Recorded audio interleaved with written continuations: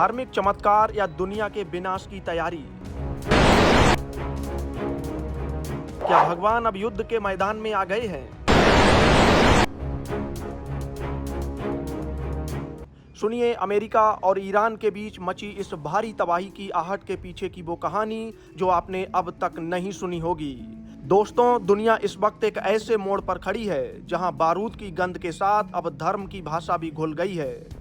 आपको जानकर हैरानी होगी कि क्या सच में धर्म अब युद्ध का एक खतरनाक हथियार बन चुका है। मामला शुरू होता है अमेरिकी राष्ट्रपति डोनाल्ड ट्रंप के एक ऐसे बयान से जिसने पूरी दुनिया के मुसलमानों और जानकारों को चौंका दिया है। दरअसल ईरान में फंसे एक अमेरिकी पायलट को जब बचाया गया तो ट्रंप ने इसे सिर्फ एक सफल ऑपरेशन नहीं कहा, उन्होंने इसे ईस्टर का चमत्कार बता दिया। अब आप सोचिए कि ईस्टर यानी ईसाई धर्म में वो दिन जो पुनर्जन्म और नई उम्मीद का प्रतीक है, उसे एक मिलिट्री ऑपरेशन से जोड़ना क्या सही है?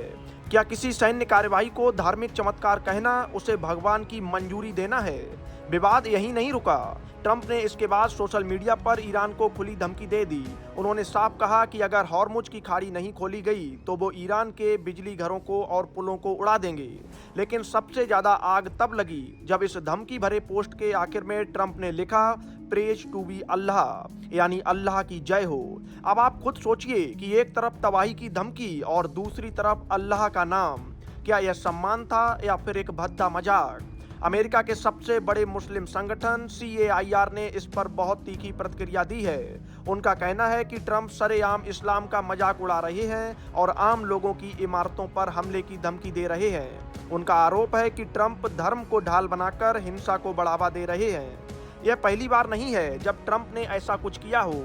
वो पहले भी कह चुके हैं कि 2024 के चुनाव प्रचार के दौरान जब उन पर हमला हुआ था तो भगवान ने ही उन्हें बचाया था ताकि वो अमेरिका को फिर से महान बना सकें। पर चौंकाने वाली बात यह है कि इस बार ट्रंप का विरोध सिर्फ बाहर से नहीं बल्कि उनकी अपनी पार्टी के अंदर से भी हो रहा है। रिपब्लिकन नेता मार्जोरी टेलर ग्रीन ने साफ कह दिया है कि ईसाई धर्म का मतलब प्यार और शांति है और युद्ध को बढ़ावा देना जीसस की शिक्षाओं के बिल्कुल खिलाफ है। अब सवाल ये उठता है कि क्या ट्रंप प्रशासन धर्म और सरकारी नीतियों के बीच उस धुंधली लाइन को पूरी तरह मिटा रहा है? पिछले महीने 30 डेमोक्रेटिक सांसदों ने इसकी जांच तक की मांग कर डाली है। उनका आरोप बेहद गंभीर है। वो कह रहे हैं कि कुछ अमेरिकी सैन्य अधिकारी ईरान के साथ युद्ध को सही ठहराने के लिए बाइबल की उन भविष्यवाणियों का सहारा ले रहे हैं जो दुनिया के अंत की बात करती हैं। सांसदों का कहना है कि युद्ध तथ्यों और कानून से लड़ा जाना चाहिए, न कि किसी धार्मिक किताब की भविष्यवाणियों से।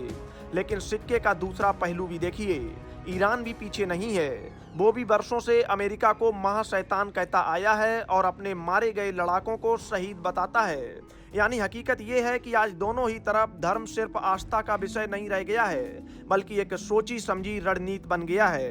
अब आप ही फैसला कीजिए कि ट्रंप का प्रेज टू बी अल्लाह कहना एक कूटनीति थी या फिर दुनिया को एक खतरनाक संदेश।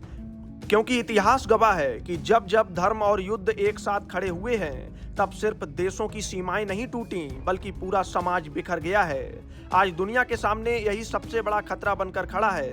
अमेरिका और ईरान की जंग अब मिसाइलों से निकलकर मजहब की गलियों तक पहुंच गई है, जिसका अंजाम बहुत भयानक हो सकता है। इस पूरे मामले पर आपकी क्या सोच है, हमें जरूर बताइएगा। Bureau report, Bharat update desk.